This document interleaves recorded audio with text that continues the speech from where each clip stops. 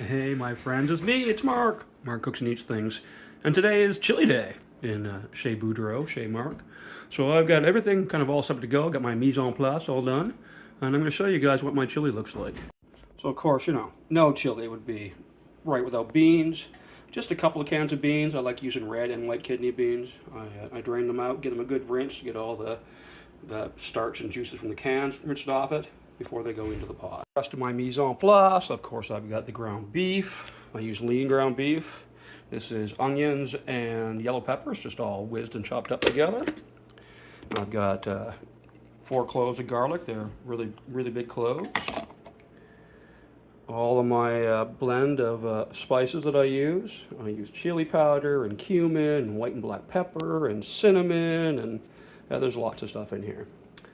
I've got, after the onions and stuff will go in, I've got my deglazing liquid. This is beef broth and an amber ale mixed together.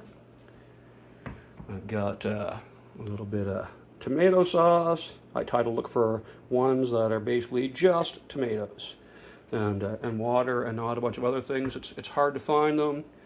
A little tomato paste that we'll use to help thicken everything together.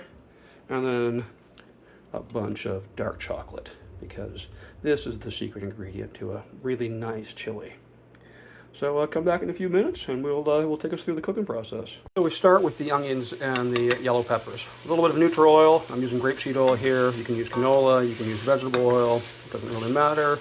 Just some kind. You're going to keep these fairly high heat, keep them moving around. You don't want them to burn or fry. You just want them to saute a little bit and kind of get a bit of translucency to them. And then goes the garlic. You wait until this point for the garlic, because the garlic will cook way faster.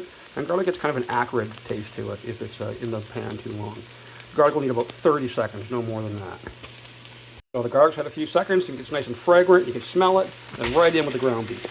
And we're going to brown up this ground beef here in the pan with everything else. As you can hear, we're working with a really hot pan here, which is what you want to do. You want to keep this moving around. And keep doing this until we get the ground beef all broken up really well and cooked. And now, I'm going in next with my spices. So I want these time to cook along with the meat for a little bit and give them time for the spices and stuff themselves to kind of bloom a little bit in the heat. So in those goes. And again, this is like doing the garlic. This will need about maybe 30 seconds before I'm going to get into deglazing this pan. So I also don't want all these beautiful different flavors that I've built into this recipe to start scorching to the pan.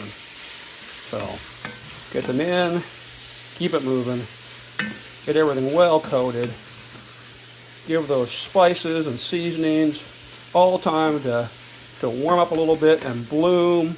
You'll be able to smell it. It doesn't take long. It's like literally 30 seconds, maybe a minute. Depends on how hot your pan is.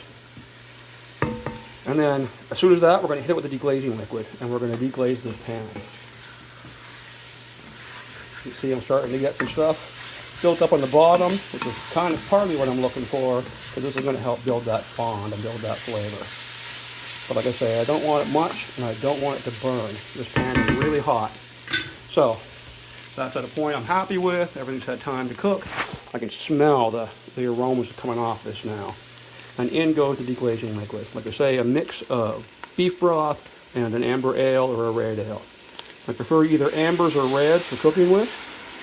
I just like the caramel levels in them already, and I find they add a nice natural kind of malty sweetness to everything. So giving this a really good stir, making sure I get everything up off the bottom of the pot. I don't want any of this great flavor to go to waste. We got a nice little foil going on. Now I'm going to start dropping in some of the other ingredients. In goes some tomato sauce. I probably won't need the whole can, so let's stop with about half. Give that a stir. You can already see how rich it's looking. We're going to go in now with the tomato paste, help kind of thicken it up a little bit. Just right, hold on a second here. So turn the heat down just a little bit now. Got all the tomato sauce, tomato paste, kind of all the liquidy type of ingredients in there other than the ground beef. This is more like going in with the chocolate. Okay, so this is 70% cacao. It's a bitter chocolate. This is 30 grams I might up that a little bit, but I like starting a little small because I can always add more. Cannot take it back out. So, and then we're going to give this a little taste in a second here. Let that chocolate sit in there for a minute. Make sure it's all well incorporated and melted in.